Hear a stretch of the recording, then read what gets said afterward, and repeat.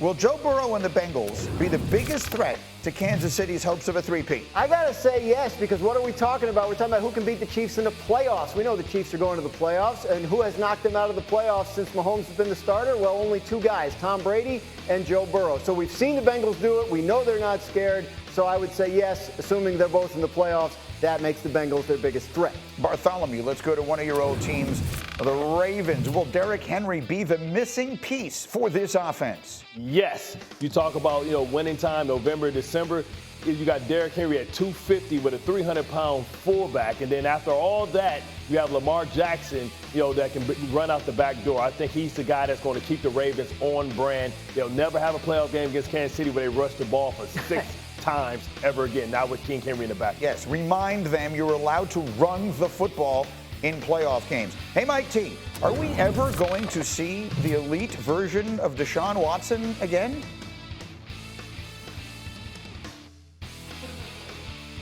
Certainly better if you're the Cleveland Browns. He's so stunned by that. You notice the amount of time it took him to think about the answer to that question? What I love about you, Mike, is that you take the time to ponder your response. You almost seemed frozen in place. Almost. You were so focused on that. But now that I believe you've recovered, what's the answer?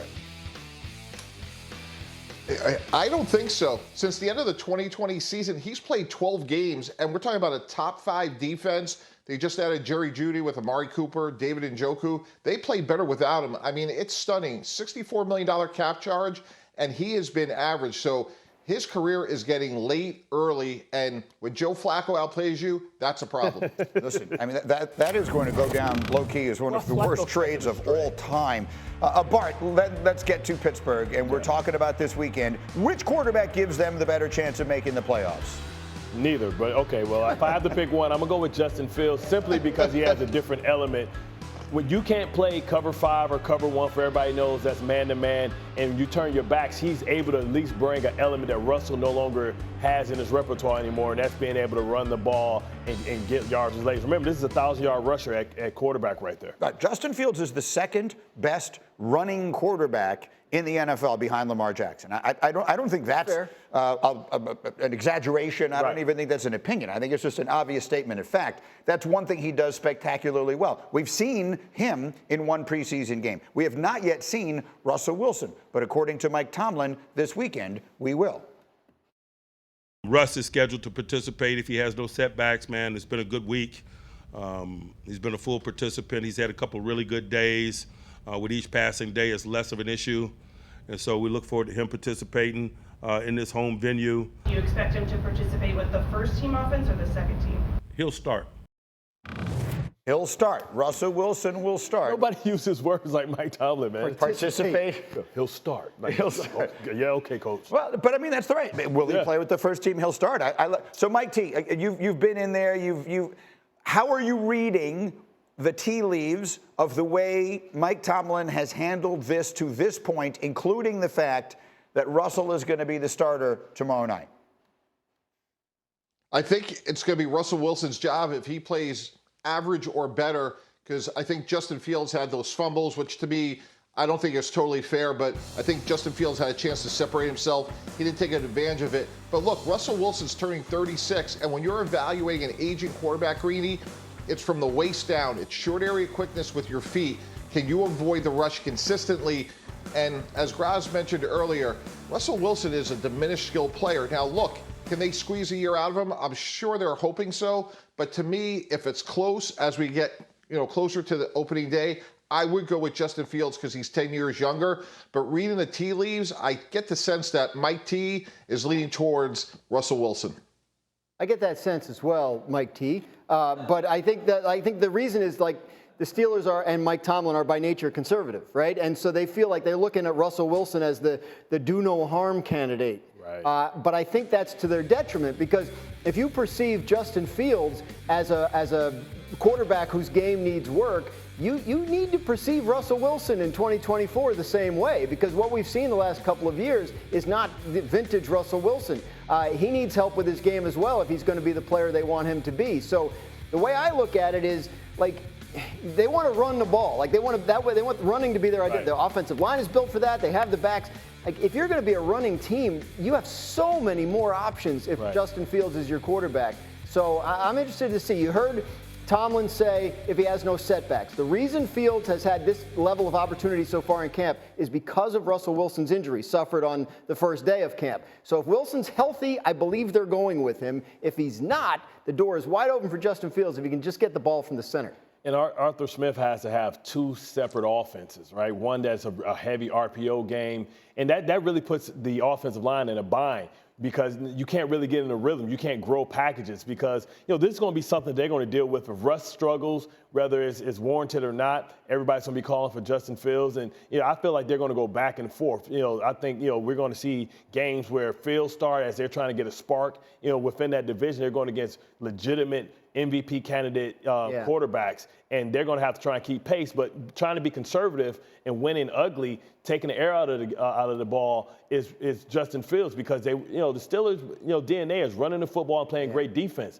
This is a Super Bowl caliber defense. They've built this offensive line. They have good running backs. They have good receivers on the outside.